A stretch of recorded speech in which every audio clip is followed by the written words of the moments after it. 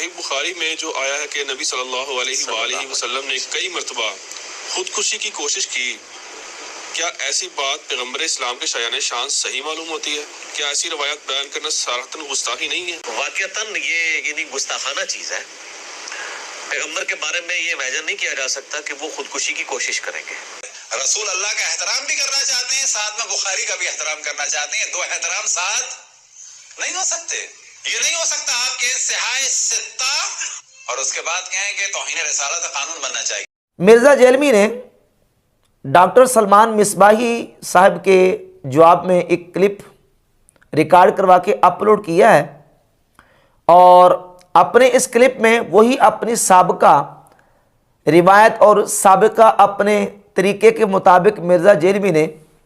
اہل سنت و جماعت کے اکابر صوفیاء اور بزرگان دین کے اوپر اعتراض کیا ہے، اور اعتراض بھی چھوٹا نہیں، بہت بڑا اعتراض۔ وہ یہ کہ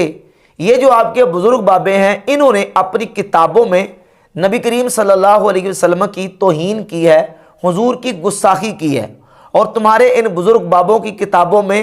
گستاخانہ اور توہین امیز گستاخانہ واقعات اور گستاخانہ عبارات موجود ہیں، جن میں سیدنا حضرت تیفور ابن عیسیٰ باعث بستامی رحمۃ اللہ علیہ، سیدنا داتا گنج بخش علی جویری رحمۃ اللہ علیہ،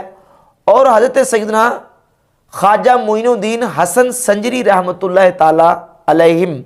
ان اولیاء اللہ اور بزرگان دین کے اوپر مرزا جیلمی نے اعتراض کیا ہے، اور یہ دعویٰ کیا ہے کہ یہ تو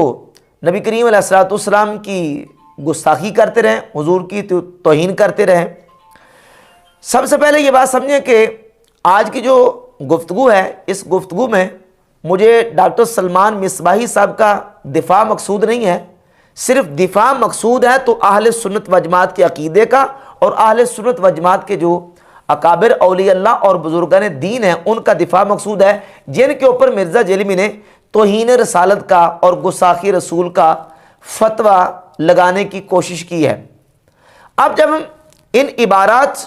کے حوالے سے بات کرتے ہیں تو جواب جب دیا جاتا ہے، جواب کی دو صورتیں ہوتی ہیں، ایک ہوتا ہے تحقیقی جواب اور ایک ہوتا ہے الزامی جواب۔ مرزا جیلمی اپنے ذوم میں ان صوفیاء اور اولیاء اللہ کی عبارات کو گستاخانہ قرار دے کے ان کو گستاخ قرار دے رہا ہے۔ اب ہم سب سے پہلے یہ دیکھتے ہیں کہ مرزا جیلمی صرف انہی بزرگوں کو اور انہی کی عبارات کو گستاخانہ اور توہین امیز کہتا ہے، یا کہ اور بھی کچھ کتابیں اور بھی کچھ عبارات ہیں جن کے بارے میں مرزا جیلمی نے گستاخی کا قول کیا ہوا ہے۔ تو ہم شروع سے بات کو چلاتے ہیں تاکہ درمیان میں ان صوفیاء کی اور بزرگوں کی بات آئے گی تو اس حوالے سے بھی جواب پیش کریں گے۔ سب سے پہلے ہم دیکھتے ہیں ان کتابوں کو، جس طرح مرزا کہتا ہے کہ نہ میں وہابی نہ میں بابی، میں ہوں مسلم علمی کتابی۔ یہ کتابیں جو سامنے رکھی ہیں نا، ان کتابوں کے بارے میں کہتا ہے میں تو ان کتابوں کو ماننے والا ہوں، اور یہ کتابیں مرزا جیلمی نے اپنے ٹیبل پہ رکھی ہوتی ہیں۔ جن کتابوں کے اوپر مرزا جیلمی نے اعتراض کیا ہے، صوفیاء کی جن کتابوں پر اعتراض کیا ہے، وہ کتابیں عام طور پہ ہم نے ٹیبل پہ نہیں رکھی ہوتی۔ ہمارے ٹیبل کے اوپر وہ یعنی مقدم کتابیں نہیں ہیں، وہ تو تصوف کی کتابیں ہیں۔ سب سے پہلے قرآن ہے، اس کے بعد حدیث ہے، اور پھر فقہ ہے، اور اس کے بعد تصوف اور صوفیہ کی کتابیں آتی ہیں۔ ہم ان کو پہلا درجہ نہیں دیتے، جبکہ مرزا جیلمی نے جو کتابیں اپنے ٹیبل کے اوپر رکھی ہوئی ہیں، یہ وہ کتابیں ہیں جن کے بارے میں کہتا ہے میں ہوں مسلم علمی کتابی۔ اب ان کتابوں کے اندر ایسی روایات اور ایسے واقعات موجود ہیں جن کے بارے میں مرزا جیلمی خود بیان دے چکا ہے کہ یہ نبی علیہ الصلوۃ والسلام کی توہین ہے، حضور علیہ الصلوۃ والسلام کی گستاخی ہے۔ مثال کے طور پہ یہ صحیح بخاری ہے۔ اب صحیح بخاری، اسی صحیح بخاری کو اٹھائیں، یا مرزا کے ٹیبل کے اوپر جو صحیح بخاری، اس صحیح بخاری کو اٹھا لیں، اس میں 6982 نمبر روایت نکالیں۔ اس روایت کا جو درمیان میں حصہ ہے اس میں یہ بات لکھی ہوئی ہے اس صحیح بخاری میں، اور مرزا کے ٹیبل کے اوپر جو پڑی ہوئی ہے 6982 نمبر روایت، اس میں یہ لکھا ہوا ہے کہ نبی پاک صلی اللہ علیہ وسلم کی ذات اقدس کے بارے میں کہ نبی علیہ الصلوۃ والسلام پر جب وحی کا سلسلہ موقوف ہوا تو آپ علیہ الصلوۃ والسلام نے اپنے آپ کو کئی مرتبہ پہاڑ سے گرانے کا ارادہ فرمایا، اور اس روایت کے اوپر مرزا جیلمی نے ایک پورا بیان اور کلپ اپلوڈ کیا ہے کہ نبی علیہ الصلوۃ والسلام نے خودکشی کرنے کا ارادہ کیا، اور پھر اس کے اوپر یہ پورا بیان دیا ہے کہ کیا نبی کریم علیہ الصلوۃ والسلام نے خودکشی کرنے کا ارادہ کیا، اور سوال کیا، اور کسی نے اور سوال کے جواب میں مرزا نے یہ کہا کہ یہ جو واقعہ کہ نبی علیہ الصلوۃ والسلام نے اپنے آپ کو بار بار پہاڑ سے گرانے کا ارادہ کیا اور خودکشی کا ارادہ کیا، یہ نبی علیہ الصلوۃ والسلام کی توہین ہے، یہ نبی علیہ السلام کی گستاخی ہے۔ اب سوال یہ پیدا ہوتا ہے کہ یہ جو توہین جس کو تم کہہ رہے ہو، جس کو گستاخی تم کہہ رہے ہو، یہ گستاخی اور توہین جو تمہارے بقول گستاخی اور توہین ہے، اور جس طرح تو نے اس کو ٹائٹل دیا ہے، سوال یہ پیدا ہوتا ہے یہ کہاں لکھا ہے؟ یہ واقعہ کسی تصوف کی کتاب میں لکھا ہے، کسی صوفی کی کتاب میں لکھا ہے، یا کہ کسی اور کتاب میں؟ وہ صحیح بخاری میں لکھا ہے، 6982 نمبر روایت ہے صحیح بخاری میں، اس میں لکھا ہوا ہے، جس کو تم گستاخی قرار دے رہے ہو۔ اب سوال یہ پیدا ہوتا ہے کہ جو رسول اللہ صلی اللہ علیہ وسلم کی گستاخی تم قرار دے رہے ہو، اس گستاخی کو امام بخاری اپنی صحیح بخاری میں لے کے آئے۔ امام بخاری نے اس واقعے کو صحیح سمجھ کے اپنی بخاری میں لکھا ہے، یا کہ حضور کی گستاخی اور توہین سمجھ کے لکھا ہے؟ اگر توہین اور گستاخی سمجھ کے لکھا ہے تو کیا امام بخاری نے فٹ نوٹ پہ یا حاشیے میں یا تعلیقاً کوئی لفظ ایسا جملہ اس میں لکھا ہے کہ یہ واقعہ تو بیان کیا جاتا ہے لیکن یہ واقعہ نبی علیہ الصلوۃ والسلام کی گستاخی ہے؟ ہرگز نہیں لکھا، بلکہ امام بخاری کی جو کتاب ہے وہ الجامع صحیح ہے۔ امام بخاری اپنی الجامع صحیح میں یہ واقعہ لے کے آ رہے ہیں، رسول اللہ کی توہین سمجھ کر نہیں، بلکہ امام بخاری یہ واقعہ لے کے آ رہے ہیں۔ اگر توہین ہوتی تو ساتھ لکھتے کہ یہ توہین ہے، یہ حضور کی گستاخی ہے، جبکہ ایسا نہیں، تو اس کا مطلب یہ ہے کہ امام بخاری اس کو توہین نہیں سمجھتے، اس کو گستاخی نہیں سمجھتے، جبکہ مرزا جرمی اس کو توہین رسالت اور گستاخی سمجھ رہا ہے۔ پہلے امام بخاری کے صحیح بخاری کا فیصلہ تو کرو نا، کشف المحجوب ہو یا حشر بہشت ہو، یہ تو بہت بعد کی کتابیں ہیں، یہ تو تصوف کی صوفیہ کی کتابیں ہیں جن کی اس لیول کی اتھینٹسٹی بھی نہیں ہے جس طرح احادیث کی کتابوں کی ہے۔ احادیث کی کتابوں میں جو واقعات آ گئے اور جو اس کتاب میں موجود ہے، جس کو پوری دنیا کے وہابی اور مرزا سمیت یہ کہتا ہے اصح الکتب بعد کتاب اللہ، تمام کتابوں میں سے اللہ کی کتاب قرآن کے بعد سب سے صحیح جو کتاب وہ صحیح بخاری، اس میں توہین رسالت اور گستاخی رسول کا واقعہ موجود ہے۔ سوال یہ پیدا ہوتا ہے کہ مرزا جیلمی نے کبھی یہ کہا ہے کہ اس واقعے کو صحیح بخاری سے نکال دینا چاہیے؟ توہین رسالت کا یہ واقعہ صحیح بخاری میں آئندہ پبلش اس کو نہیں کرنا چاہیے؟ دارالسلام کو ریکویسٹ کرے مرزا جیلمی، جن کی کتابیں دارالسلام کی مرزا جیلمی نے اپنے ٹیبل کے اوپر رکھی ہوئی ہیں، کہ اس واقعے کو نکالو، یہ واقعہ اللہ کے رسول علیہ الصلوۃ والسلام کی گستاخی اور توہین ہے۔ نمبر 1۔ نمبر 2، یہ مرزا جیلمی کے سامنے جو کتاب پڑی ہوئی ہے نا، مرزا جیلمی کے فالورز کو میں دعوت دوں گا کہ مرزا جیلمی نے جو کتاب سامنے رکھی ہوئی ہے مشکات المصابیح، اس کے اندر 4902 نمبر روایت ہے، اور وہ اس روایت کے الفاظ یہ ہیں من تعز بعزاء الجاہلیت فاعدوہ بہن ابی ولا تکنو، جو اپنے جاہلیت کے نسب پر فخر کرے اسے کہو کہ اپنے باپ کا اعلیٰ تناسل کاٹ کے منہ میں رکھ لے اور کنایا نہ کرے۔ یہ ترجمہ مرزا جیلمی نے اس روایت کا کیا ہے، اور کر کے کہا ہے کہ یہ روایت اللہ کے نبی صلی اللہ علیہ وسلم کی توہین اور گستاخی ہے۔ جو اس کو صحیح مانتا ہے اس کو صحیح مان کے بے ایمان ہو جائے، یعنی اس کو صحیح ماننے والے وہ بے ایمان ہیں۔ اور اس روایت کو مرزا جیلمی کے آئنسٹائن اور بابا ناصر الدین البانی نے صحیح مانا ہوا ہے۔ اس روایت کو جو مشکات میں 4902 نمبر، اور امام بخاری کی کتاب الادب المفرد میں 991 نمبر،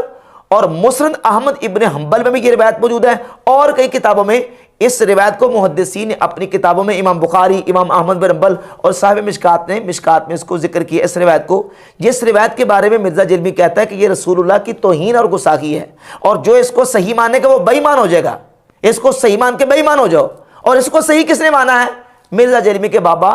ناصر الدین البانی نے اس کو صحیح مانا ہوا ہے۔ اب تصوف کی کتابوں پر اعتراض تو کرتا ہے کہ ان کی کتابوں میں توہین ہے اور گستاخی ہے۔ بھائی تصوف کی کتابوں کی باری تو بعد میں آتی ہے، یہ حدیث کی کتابیں وہ جو تمہارے ٹیبل کے اوپر پڑی ہیں، ہم نے حشر بہشت کا بھی ٹیبل پہ رکھ کے اس کو مین بنیاد بنا کے اور اس کو اصل کتاب قرار دیا ہے؟ ہم تو کہتے ہیں تصوف کی کتابوں میں رتب و یابس بھی موجود ہے، کمزور باتیں، جھوٹے واقعات، قصے کہانیاں بھی موجود ہیں، اس کو ہم پرکھیں گے قرآن و حدیث کی روشنی میں۔ اگر وہ قرآن و حدیث کے مطابق نہیں ہے تو ہم اس کو ریجیکٹ کر دیں گے، اور اگر وہ بات قرآن و حدیث کے مطابق ہے تو اس کو لے لیں گے، سیدھی سی بات ہے۔ اب مرزا پھر کہتا ہے جی کہ ہم جو ہے وہ اگر قرآن و حدیث ہی سے لینی ہے تو پھر ان کتابوں کو کیوں پڑھیں؟ تو مرزا جی یہی اعتراض منکرین حدیث کرتے ہیں، یہی اعتراض روافض کرتے ہیں۔ وہ کہتے ہیں جب ہم نے بات قرآن سے لینی ہے تو ان کتابوں کو ہم کیا کریں؟ یہ کتابیں تو توہین رسالت سے بھری ہوئی ہیں، ان کتابوں میں تو نبی کریم علیہ الصلوۃ والسلام کی گستاخی و توہین کی گئی ہے۔ تو اب یہ الزامی جواب تھا مرزا جیلمی کو، اس نے جو اعتراض کیا ہے صوفیہ کی کتابوں کے اوپر۔ اب آپ اندازہ کر لیں کہ جس انداز سے اس نے ان کتابوں کے اوپر توہین رسالت کا اور گستاخی رسول کا بہتان اور الزام لگایا ہے، اسی طریقے سے مرزا جیلمی نے سیدنا داتا گنج بخش علی جویری رحمۃ اللہ کی کتاب اور صوفیہ کے اوپر لگانے کی کوشش کی ہے۔ مثلا سیدنا داتا صاحب رحمۃ اللہ کی کتاب کشف المحجوب، داتا صاحب رحمۃ اللہ علیہ نے صوفیہ کی جو اصطلاحات ہیں سہو اور سکر، اس کے اوپر گفتگو کرتے ہوئے صوفیہ کے دو گروہوں کا موقف اور ان کے دلائل کو ذکر کیا۔ صوفیہ کا ایک گروہ ہے جو کہتے ہیں کہ سکر افضل ہے اور دوسرے کہتے ہیں کہ سہو افضل ہے۔ جو کہتے ہیں کہ سکر افضل ہے وہ سیدنا تیفور ابن عیسیٰ بایزید بستامی رحمۃ اللہ علیہ کے گروہ والے ہیں، ان کا موقف یہ کہ سکر افضل ہے، اور جنید بغدادی رحمۃ اللہ علیہ وہ فرماتے ہیں کہ سہو افضل ہے۔ اب سکر کیا ہے، سہو کیا ہے، اور ان دونوں گروہوں کے نظریات اور ان دونوں گروہوں کے اپنے موقف کے اوپر دلائل کیا ہیں؟ داتا صاحب نے دونوں گروہوں کے موقف کو اور ان کے دلائل کو اپنی کتاب کشف المحجوب کے سکر و سہو والے چیپٹر میں بیان کر دیا۔ جب بات آئی اپنے موقف کی تو کہا کہ میرا موقف سہو کے افضل ہونے کا ہے، جو سیدنا جنید بغدادی رحمۃ اللہ کا موقف ہے۔ البتہ تیفور ابن عیسیٰ بایزید بستامی رحمۃ اللہ وہ سکر کو افضل کہتے ہیں۔ اچھا پھر ساتھ سکر کی تعریف بھی بیان کر دی، سکر کی وضاحت بھی کرتی کہ سکر کس کو کہتے ہیں۔ کہا کہ سکر کہتے ہیں غلبہ محبت حق تعالی، اللہ رب العزت کی محبت کا غلبہ، اسے سکر کہتے ہیں۔ یہاں یہ بات بھی سمجھیں کہ جب بھی کوئی لفظ کسی جگہ پہ استعمال ہوتا ہے تو اس لفظ کو اسی فن کی اصطلاح میں دیکھا جاتا ہے کہ اس فن کی اصطلاح میں وہ لفظ کن معنوں میں استعمال ہوا ہے۔ یہ نہیں ہے کہ لفظ ایک فن میں استعمال ہوا اور اس کو دوسرے فن کی اصطلاحات میں اس کا ترجمہ تلاش کرتے پھریں۔ داتا صاحب نے لفظ شکر استعمال کیا اور شکر کا لفظ استعمال کر کے پھر اس کا خود معنی بھی بیان کیا کہ یہاں میرا مقصود شکر سے یہ ہے کہ اللہ رب العزت کی محبت کا غلبہ، اور اس کے تحت پھر انہوں نے بایزید بستامی کا موقف اور ان کے دلائل کا ذکر کرتے ہوئے بایزید بستامی کے جو دلائل ہیں ان میں ایک روایت کی طرف صرف اشارہ کیا، پوری روایت نقل نہیں کی، صرف اشارہ داتا صاحب رحمۃ اللہ علیہ نے اپنی کتاب میں کیا ہے ایک روایت کی طرف، اور وہ روایت حدیث کی کتابوں میں محدثین نے اپنی کتب احادیث میں اس کو ذکر کیا ہے۔ مثال کے طور پہ اس میں ایک حوالہ ہے المعجم الکبیر للطبرانی، روایت نمبر 19616، اور المستدرک الصحیحین حدیث نمبر 6910، طبقات الکبریٰ امام محمد بن سعد المتوفیٰ 230 ہجری، ان کی کتاب طبقات الکبریٰ کی جلد نمبر 4 صفحہ 295 پہ، اور امام ابن ابی العاصم المتوفیٰ 287 ہجری اپنی کتاب الاحاد والمسانی میں صفحہ 609 پہ اس روایت کو نقل کرتے ہیں، اور امام ابو جعفر محمد بن جریر الطبری رحمۃ اللہ تعالی علیہ نے اپنی کتاب تفسیر ابن جریر الطبری میں اس واقعے کو نقل کیا، جس کی طرف داتا صاحب رحمۃ اللہ علیہ نے کشف المحجوب میں صرف اشارہ کیا، اور اشارہ کیا کیا کہ نبی پاک صلی اللہ علیہ وسلم کی ذات اقدس کی نظر حضرت سیدہ زینب رضی اللہ تعالی عنہا پر پڑ گئی، اور زینب رضی اللہ تعالی عنہا اپنے شوہر پر حرام ہو گئی۔ اب نبی علیہ الصلوۃ والسلام کی نظر پڑ گئی اور حضرت زینب اپنے شوہر کے لیے حرام ہو گئی. صرف اس ایک جملے یا ایک سطر میں داتا صاحب رحمۃ اللہ علیہ نے باعث بستامی کے موقف کی دلیل جو تھی اس کو ذکر کر کے ان کے موقف کے دلائل کو ذکر کیا. اپنا نہیں، اپنا کہا کہ میرا وہ موقف ہے جو صاحب کے افضل ہونے والا ہے جنید بغدادی کا، میں اس کا پیروکار ہوں، میں اس کا قائل ہوں، اور جو باعث بستامی ہے وہ اس کے قائل ہیں. اب سب سے پہلے یہاں یہ میں نے حوالہ دے دیا کہ ان حدیث کی کتابوں میں جو واقعہ موجود تھا، اور تفسیر کی سب سے معتبر ترین کتاب تفسیر ابن جریر طبری، امام ابو جعفر محمد بن جریر طبری رحمہ اللہ جن کے بارے میں مرزا جلمی کے دوسرے بابا زبیر علی زئی نے اپنے مقالات میں لکھا ہے کہ امام ابو جعفر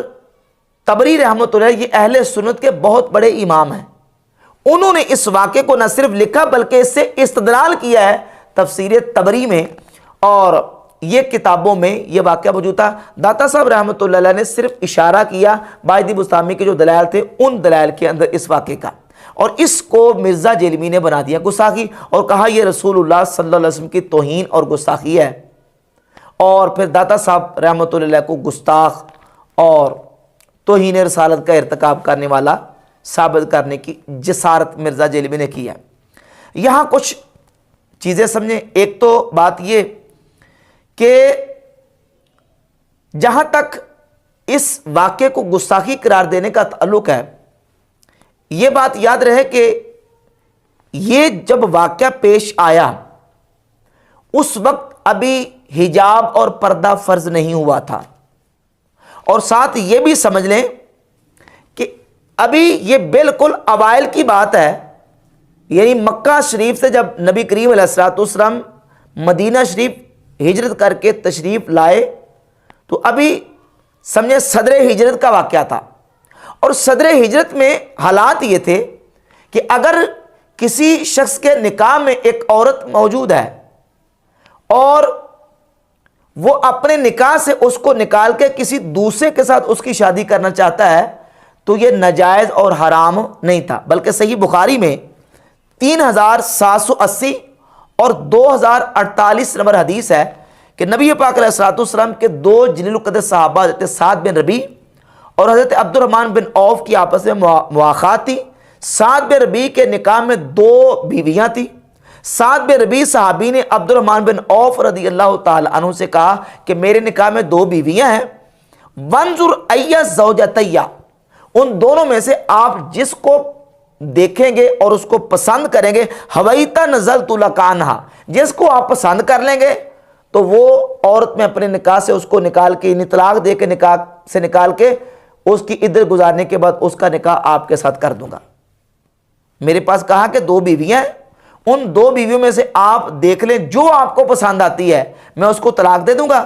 اور آپ اس کے طلاق کے بعد آپ ان کے ساتھ نکاح کر لیں. یہ بالکل اوائل کی بات ہے. صحیح بخاری میں 2 جگہ پہ 3780 اور 2048 یہ 2 روایت موجود ہیں. اب اس سے کیا پتہ چلا؟ اس سے یہ پتہ چلا کہ ابھی پردہ فرض ہونے سے پہلے بالکل مدینہ شریف جب حضور ہجرت کر کے تشریف لائے، اوائل میں حالات یہ تھے کہ یہاں تک عورت کو دیکھنا اور اس کے اوپر نظر پڑنا تو دور کی بات ہے، اگر بغیر یعنی اس کو دیکھ ہی بندہ لیتا ہے تو وہ منع اور ناجائز نہیں تھا. اسی روایت کے پیش نظر علامہ علوسی نے تفسیر روح المعانی میں یہ بات لکھی ہے کہ وقد کان نزول عن الزوجۃ فی صدر الہجرت جاریم بینہم، کہ صدر ہجرت میں کسی عورت کو کسی کے نکاح سے نکال کر اپنے نکاح میں لانا یہ جاری تھا، اس میں کوئی مذائقہ اور کوئی حرج نہیں تھا، اس میں کوئی خرابی اور گناہ یا حرج والی بات نہیں تھی. اب یہ جو واقعہ جس کی طرف داتا صاحب اشارہ کر رہے ہیں یہ اس دور کا واقعہ ہے کہ نبی علیہ الصلوۃ والسلام کی حضرت زینب رضی اللہ تعالی عنہا پر نظر پڑ گئی. یہ اس وقت کا واقعہ ہے، ہجرت کے بالکل آغاز میں، اور پھر ابھی اجنبی عورت کی طرف دیکھنا اور پھر وہ بھی اچانک نظر پڑ جانا، اور پھر اس کے بعد یہ ہے کہ ابھی حجاب اور پردہ فرض بھی نہیں ہوا تھا. یہ اس وقت کا واقعہ ہے. اگر ان ساری قیود و شرائط کے باوجود بھی مرزا جلمی اس واقعے کو یا داتا صاحب کی عبارت کو توہین رسالت اور گستاخی قرار دے رہا ہے کہ یہ حضور کی گستاخی ہے، توہین ہے، تو اس سے بڑی عبارت اور اس سے بڑا واقعہ حدیث کی کتابوں میں سے یہ صحیح مسلم ہے جو مرزا کے سامنے ٹیبل پہ پڑی ہوتی ہے. علمی کتابی نام نہاد کے ٹیبل پہ یہ صحیح مسلم پڑی ہے. 3407 نمبر روایت نکالیں اور 3408 نمبر 3407 اور 3408 نمبر روایت نکالیں. اور اس کے علاوہ مسند احمد ابن حنبل میں 14128 نمبر اور جو ترجمے والی مسند احمد ابن حنبل ہے اس کی جلد نمبر 8 اور اس میں رقم نمبر 14591. اور اس کے علاوہ سنن ابی داؤد میں 2151، مسند ابی عوانہ میں 3257، الموجم الکبیر طبرانی میں 19625، شعب الایمان میں 5435 اور سنن دارمی میں 2215 نمبر. یہ تمام کتابوں میں یہ روایت موجود ہے کہ حضرت جابر رضی اللہ تعالیٰ عنہ فرماتے ہیں کہ ایک دن نبی کریم صلی اللہ علیہ وآلہ وسلم باہر تشریف لائے. اور یہ جو صحیح مسلم ہے، صحیح مسلم میں اس کا عنوان، اس حدیث کا عنوان یہ لکھا ہے، امام نووی نے باب کا عنوان یہ لکھا ہے کہ اگر کسی مرد کی کسی اجنبیہ عورت پہ نظر پڑ جائے اور وہ اس کو پسند آ جائے تو اب وہ کیا کرے. یہ عنوان اور ہیڈنگ اور چیپٹر کا نام دیا ہے. صحیح مسلم میں 3407 اور 3408 نمبر روایت ہے. اس میں لفظ یہ کہتے ہیں، جابر کہتے ہیں کہ نبی صلی اللہ علیہ وسلم کی باہر کسی اجنبیہ عورت پہ نظر پڑ گئی. آپ علیہ الصلوۃ والسلام اپنے گھر میں تشریف لائے اور اپنی بیوی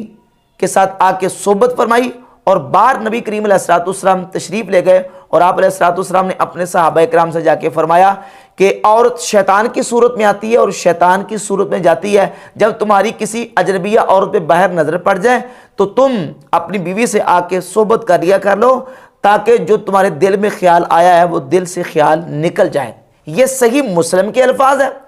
اور جو صحیح مسند احمد ابن حنبل کی 14128 اور 14591 نمبر ہے اس میں لفظ ہے کہ رآ امراتن فاعجبتہ، نبی صلی اللہ علیہ وآلہ وسلم کی نظر ایک عورت پہ پڑ گئی، فاعجبتہ، تو نبی صلی اللہ علیہ وسلم کو وہ عورت اچھی لگی، بھلی لگی. یہ مسند احمد ابن حنبل اور صحیح مسلم کی روایت ہے. اب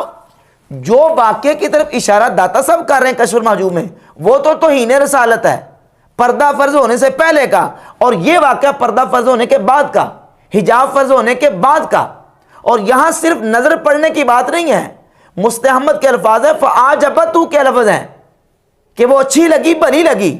اگر داتا صاحب کی کتاب کشف المحجوب توہین رسالت والی ہے تو ان کتابوں کے بارے میں کیا فیصلہ دے گا مرزا جو ٹیبل کے اوپر رکھی ہوئی ہیں 3407 اور 3408؟ اس کا جو باب ہے وہ اور روایت کا ترجمہ پڑھ کے دیکھیں ذرا. اور مسند احمد بن حنبل کا حوالہ میں نے پیش کیا ہے اور اس کے علاوہ دیگر کتابوں کے ان کو پڑھ کے دیکھیں. عورت پر نظر پڑ گئی اور عورت اچھی لگی، نظر پڑی عورت اچھی لگی، بھلی لگی، اور پھر گھر میں بیوی سے صحبت فرمائی. اب مجھے بتائیں کہ اگر اسی طریقے سے گستاخیاں بنانی ہیں، اسی طریقے سے توہین رسالت بنانی ہے تو کیا یہ توہین رسالت سے کتابیں اس انداز سے خالی رہ جائیں گی؟ صحیح مسلم توہین رسالت سے خالی رہ جائے گی؟ مسند احمد ابن حنبل، سنن دارمی، موجم الکبیر طبرانی، شعب الایمان اور دیگر جو کتابیں ہیں سنن ابی داؤد، یہ توہین رسالت سے خالی ہیں. پہلے ان کے بارے میں فیصلہ دو. جو کتابوں میں یہ واقعات ان کتابوں میں لکھے ان کے بارے میں فیصلہ دو.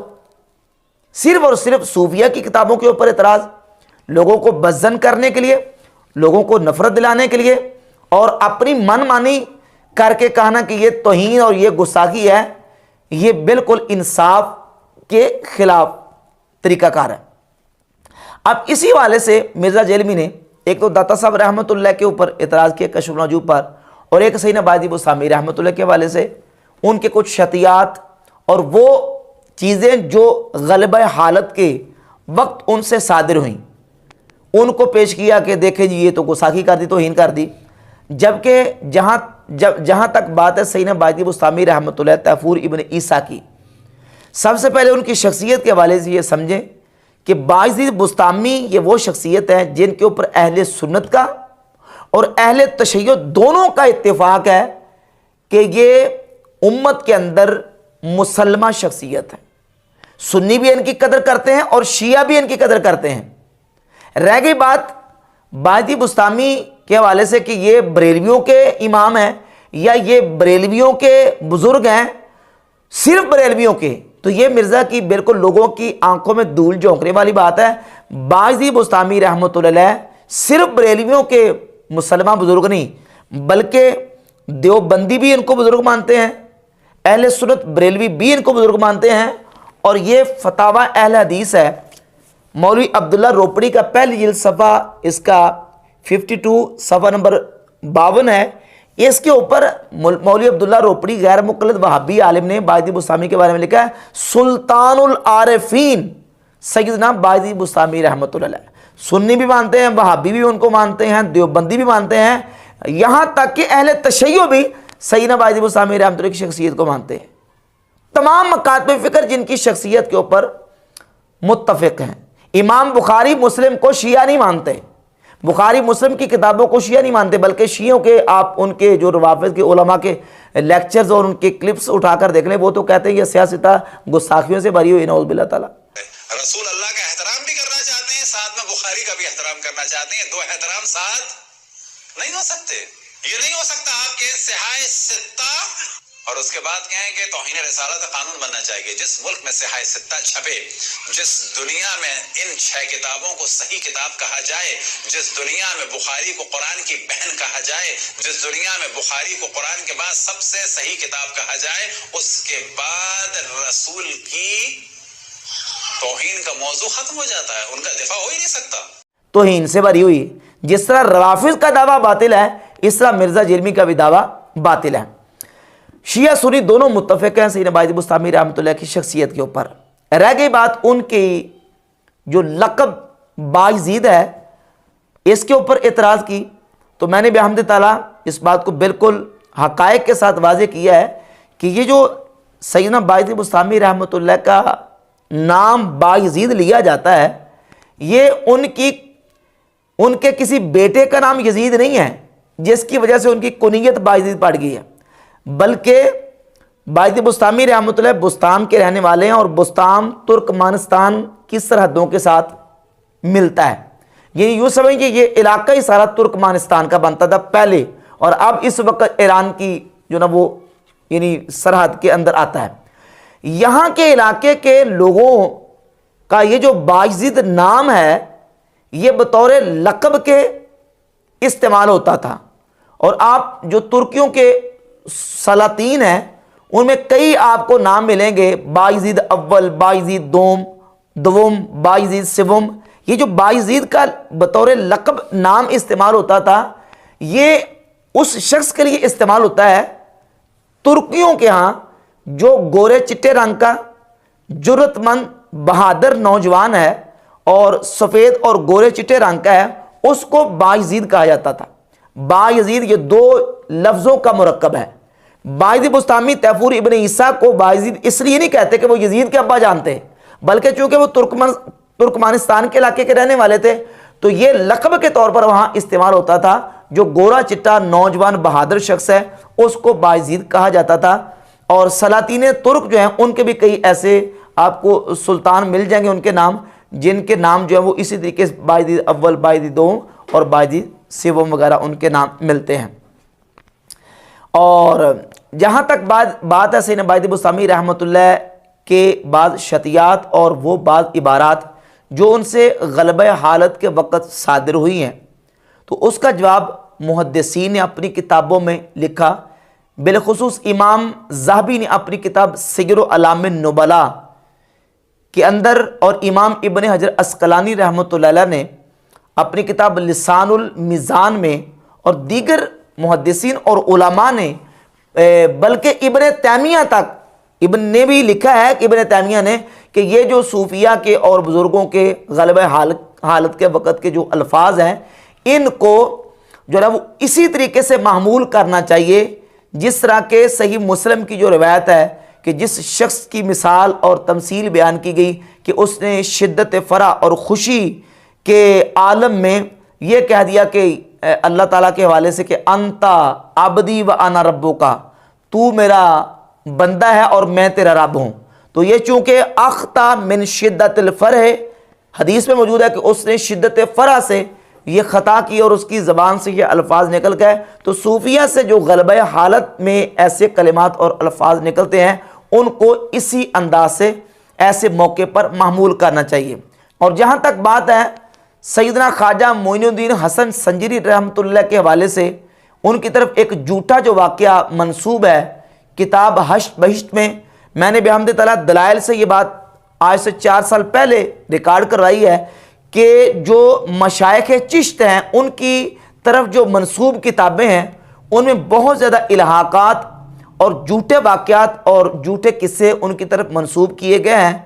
جو اس طرح کی چیز قرآن و حدیث اور دین کے بالکل اپوزٹ اور خلاف جاتی ہو اس کو ہم ماننے کے لیے تیار نہیں ہیں. یہ جو چشتی رسول اللہ والا واقعہ ہے یہ جھوٹا واقعہ ہے، ان کی طرف منسوب کیا گیا. جس طرح دیکھیں حدیث اور روایت کی کتابیں، تاریخ کی کتابیں، آپ کو بیسیوں سینکڑوں ایسی روایت مل جائیں گی جو نبی کریم علیہ الصلوۃ والسلام کی حدیث نہیں ہے، حضور کا فرمان نہیں ہے، صحابی کا فرمان نہیں ہے، لیکن جھوٹے راویوں نے نبی کریم علیہ الصلوۃ والسلام کی طرف وہ جھوٹی باتیں منسوب کر دیں، صحابہ کرام کی طرف جھوٹی باتیں منسوب کر دیں. تو اگر حدیث کی کتابوں میں راویوں کی روایتیں سندوں کے باوجود نبی کریم علیہ الصلوۃ والسلام کی طرف جھوٹی باتیں منسوب ہو سکتی ہیں تو تصوف کی کتابوں میں بھی صوفیہ اور بزرگوں کی طرف جھوٹی باتیں منسوب ہو سکتی ہیں. ہم اس کی بالکل نفی کرتے ہیں، ہم بالکل ہرگز اس کی تائید نہیں کرتے. یہ جھوٹا واقعہ ہے اور بحمد تعالیٰ اس پر دلائل موجود ہیں کہ یہ واقعہ جھوٹا ہے. ہم اس واقعے کو ہرگز ڈیفینڈ نہیں کرتے.